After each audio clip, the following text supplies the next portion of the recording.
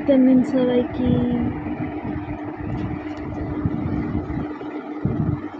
আজকে আমার 6 month birthday. যদি আমার সকালবেলা উঠে খাওয়া হয়ে গেছে, খেলা করা হয়ে গেছে, তারপর স্নানও হয়ে গেছে, আবার একটু ঘুম থেকে উঠে আমি ফ্রেশ লাগছি দেখো। তারপরে সবার সাথে হ্যালো করতে এসেছি। বলো মামামের কিচ্ছু হয়নি, বলো বলো বলে শোনো।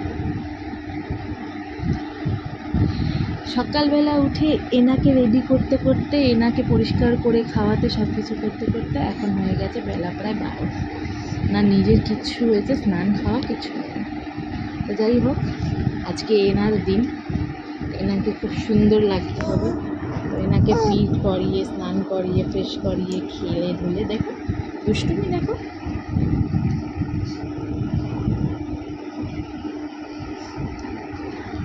6 মান্থ বার্থডে প্রিপারেশন কিছু আছে, তো সেগুলোই করবো রেডি।